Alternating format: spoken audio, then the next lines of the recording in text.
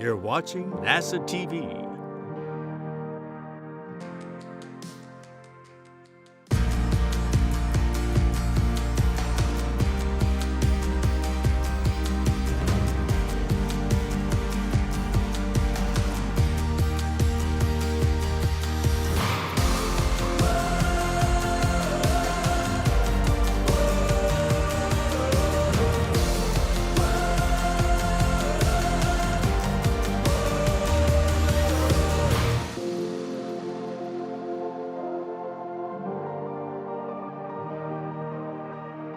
Good morning from NASA's Johnson Space Center in Houston.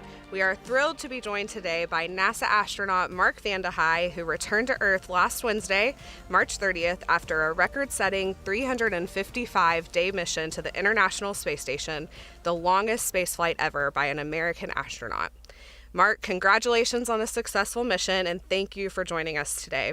It has been wonderful to watch you performing important science on board the station for the past year, but it's also great to have you home.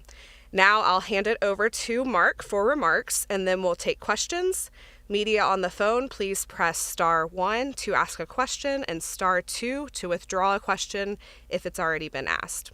You can also ask questions on social media using the hashtag AskNASA. Mark?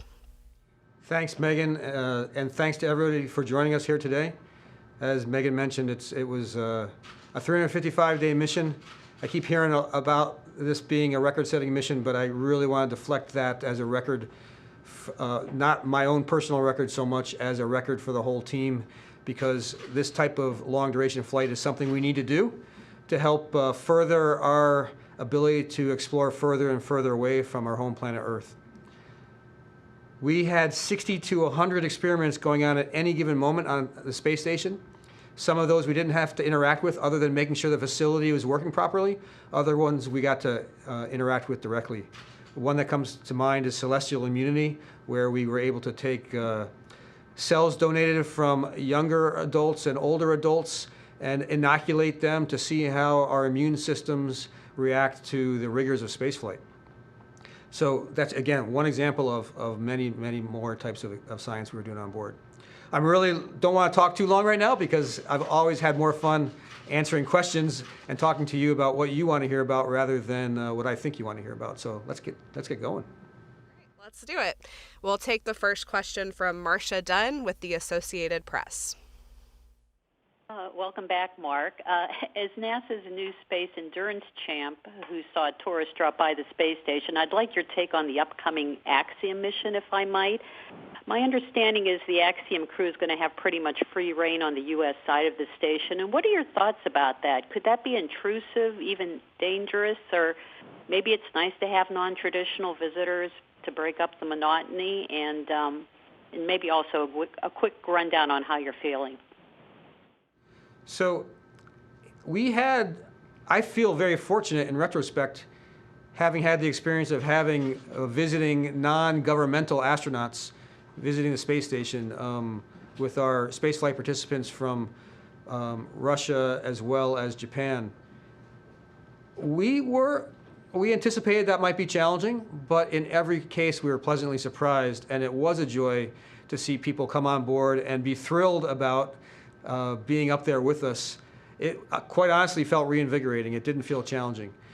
Axiom will be a little different, not in being less enthusiastic, but I think they will be there living on the U.S. segment, and we haven't had that before. But we have had that many people working on the space station before for similar periods of time. So I think it's something that will work smoothly, and I expect it to work out to be just fine. And as far as how I'm feeling, it's wonderful to be back. There are some aches and pains that I did not have before that I'm getting lots of help in resolving. So I look forward to those getting resolved, but we're making steady progress in that direction. All right, great. We'll take the next question from Lauren Grush with The Verge. Hi, Mark. So good to have you back here on Earth with us. I'm sure a lot of us are curious what it was like as you all received the news of the invasion while on board the space station. Was it a topic of discussion among you and the crew and the other cosmonauts? And if so, how did you address what was happening on the ground? Thanks.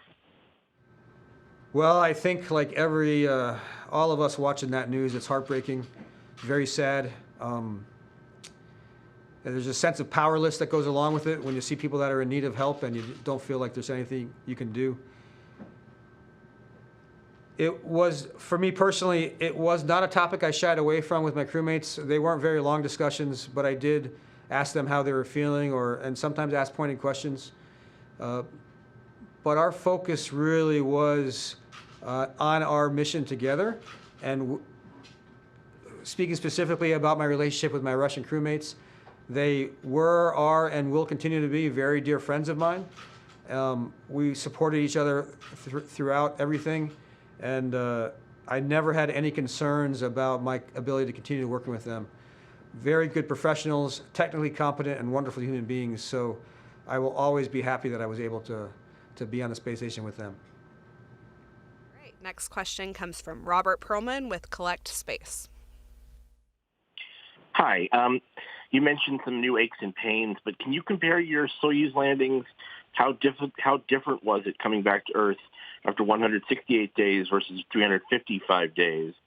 And how much more difficult of an experience do you think it would be for someone to approach or surpass Valery Polyakov's record of 438 days today? Yeah, I think a lot of being able to be successful on the space station or any place remotely for that long is going to be how you deal with your own mental health. So that requires a lot of emphasis, and I felt better on this space flight, the longer one, than on the previous one, because I really did put a lot of work into kind of the conversations I would have with myself, my own internal voice. So that helped a lot. As far as the differences between the two flights, I would say, the process coming home, for example, I didn't have as many responsibilities in the Russian spacecraft this time. Last time I was a co-pilot. This time I was in the same seat that might have been a tourist seat. So I had very little to do, which gave me a lot of time to look out the window and observe. And that was really a pleasant experience for me, getting to notice things that I hadn't noticed before. But also sometimes having had the experience of landing in that Russian spacecraft, you hit very hard when you hit the ground. This time, I think it was harder anticipating the impact than it was actually experiencing it. So and also we had, for some reason I don't understand yet, we did experience a higher G load as we were going through the atmosphere, getting slowed down by the atmosphere. So I certainly felt that as well, but it was all good. All right, next question comes from David Curley with Discovery Channel. Welcome home. I want to go back to your crewmates and the discussion of the invasion. Not so much them, but I know you get news reports, and boy, we were all talking about it down here with what was going on between Scott Kelly and the man who runs Roscosmos. Did any of that filter up to you? And can you tell us what you saw outside looking down on the reentry that was interesting on the second reentry? Thanks. Sure. Yeah, certainly I heard about that that Twitter back and forth between Scott Kelly and Rogozin. I never took any of, I just didn't spend a lot of emotional energy paying attention to it. I heard about it, I kind of laughed it off and moved on. The re-entry, interesting things about re-entry, kind of out of my peripheral vision, you see a lot of sparks as the spacecraft heats up and parts of the spacecraft ablate away. That's one of the ways the spacecraft is designed, to get rid of all that energy, and so we don't experience the heat inside. This time, though, being able to focus outside, it looked like pretty big chunks of melted material going by, which I thought was pretty amazing. The other thing that really got my attention, looking completely out the window, was I hadn't realized before how much the spacecraft oscillates back and forth. So as I was seeing this beautiful view of the Earth, it looked like the Earth was swinging back and forth past the window. And I realized that if I kept looking out the window all the time, I was going to start feeling a little nauseous. So I looked inside and started focusing on the displays, and it made everything seem very, very stable because nothing in the spacecraft was oscillating back and forth. All right, let's go to Nicholas Notario with ABC 13.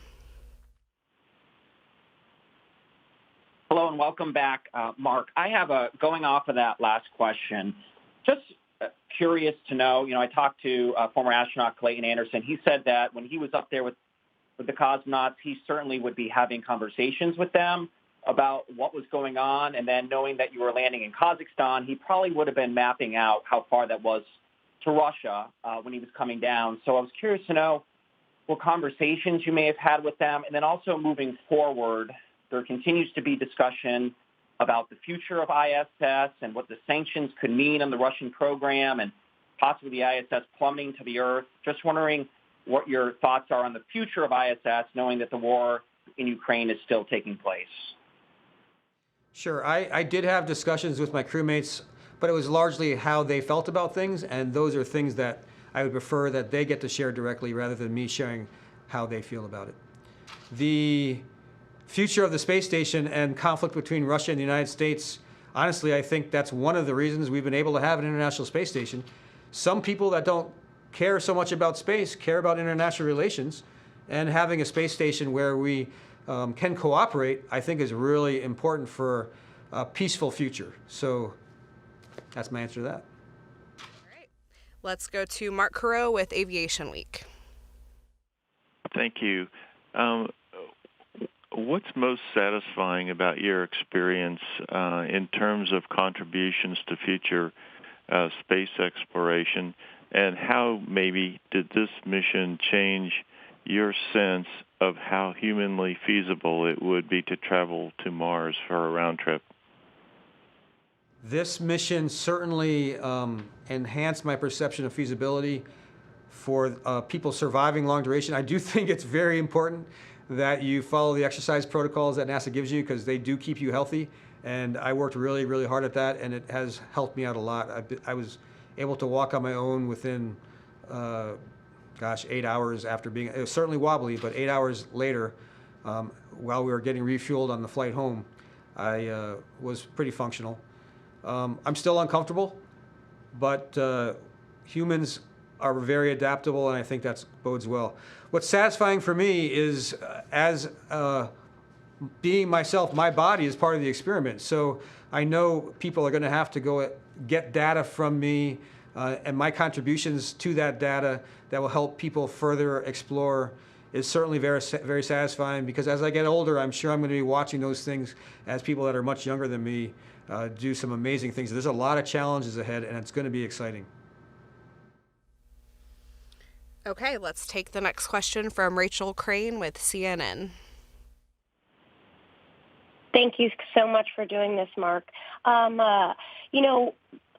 sure I speak for all the space reporters on the call here that we have sort of been glued to Dmitry Rogozin's Twitter recently, and I'm curious to know how closely you guys pay attention to that feed up on ISS, particularly when there are published what were perceived as, a possible abandonment of you on station. How seriously did you take that at all?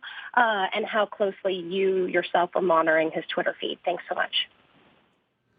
I think there's a wide variety of how astronauts pay attention to social media. I never directly looked at social media. I did listen to a lot of podcasts about things. And quite honestly, I heard about the tweets from my wife. I never perceived those tweets as anything to take seriously. As far as I just had too much confidence in our cooperation to date to take those tweets as anything but something that was meant for a different audience than myself. Okay, let's go to Chris Davenport with the Washington Post. Oh, thanks, Mark. I'm just curious, are you involved in any kind of long-term experiments going forward to test your body and the effects of the long-term space flights on you? And also just curious about your thoughts when the Russian crew came up in the yellow and blue suits. There's a lot of talk about that down here. I'm just curious if that's something you guys talked about up there. Thanks. Okay, so the first question was about, can you repeat the first question again? Yeah, just if you're involved in any experiments long term to study the effects of your mission on your body.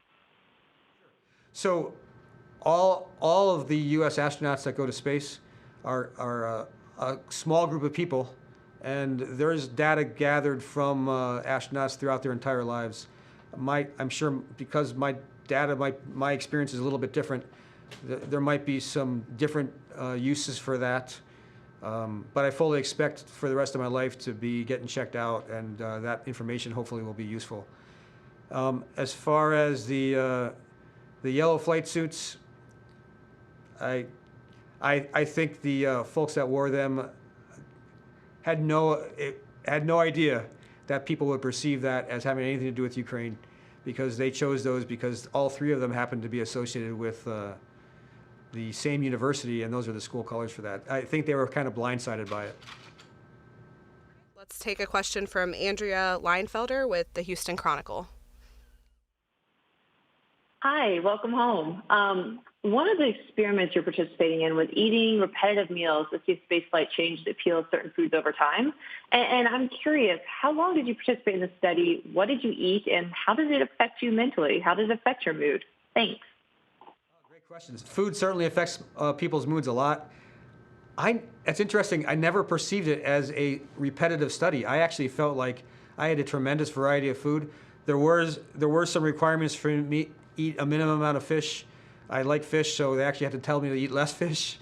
I had a minimum requirement for fruits and vegetables as well, and lycopene-rich foods. But all those foods are types of foods that I enjoy, so it didn't seem restrictive at all.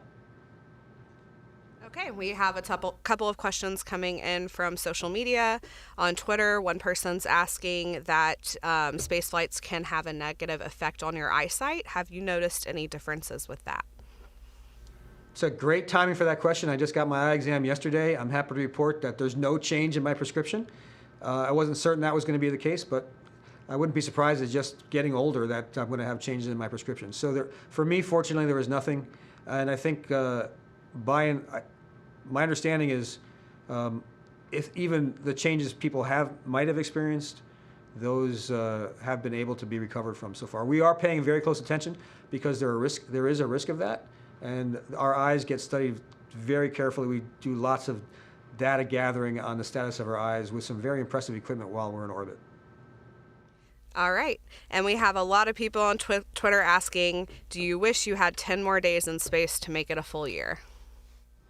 Wow, interesting question. Only because it would make the sound bites shorter, that would be it. I'm very happy to be back. If it ended up being 300 days, I still would have felt really good about the mission. It was not about any record for me at all. It's just the opportunity to work with a really good sense of purpose in a job where we get to help out all of humanity. The number of days was not that important to me, and I think that helped me react to whether it was going to be comfortable with it being either a shorter mission or a longer mission like it turned out to be. Another question from Twitter, what will the next few months look like for you? What will your rehab be like? I've got a couple hours of rehab every day, including weekends, with some very good folks. I've been really appreciative of the fact that they're putting my recovery under such scrutiny. So that's good. Certainly there's a lot of science data to be gathered as well as I'm back here on the ground, so I'm continuing to provide samples and respond to surveys, for example.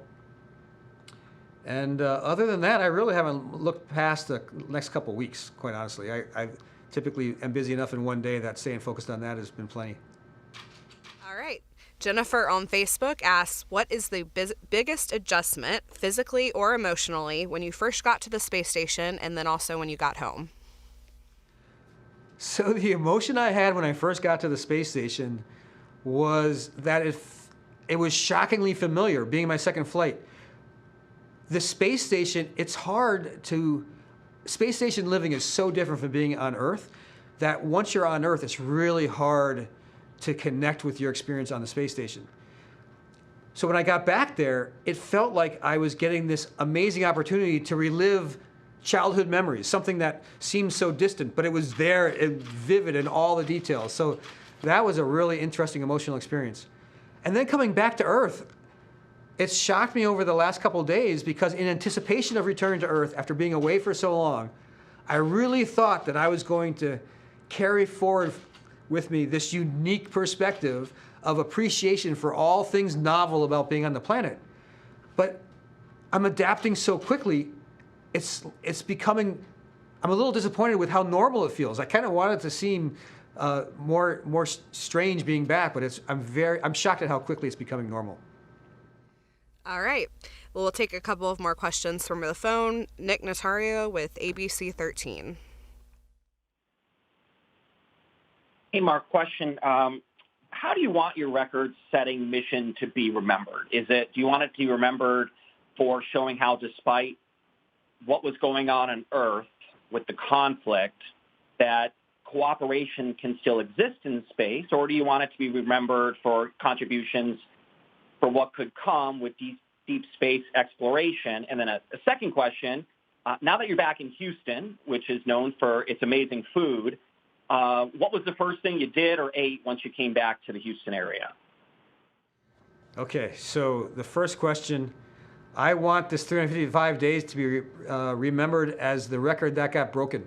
So I'm really looking forward to the next person doing something longer and us getting further and further away and exploring more. So I want this to be remembered as a stepping stone. As far as food, on the NASA aircraft that brought us back from Kazakhstan, one of my flight doctors had the makings of guacamole. And I had made it known that I really I'm looking forward to some good avocados. And maybe it's the fact that I hadn't had guacamole for 355 days, but that guacamole was amazing. It was really good. That's great. All right, the next one from Robert Perlman with Collect Space.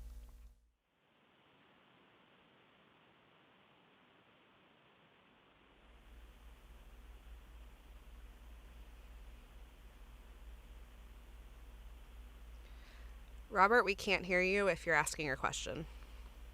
Oh, sorry about that. Thank you.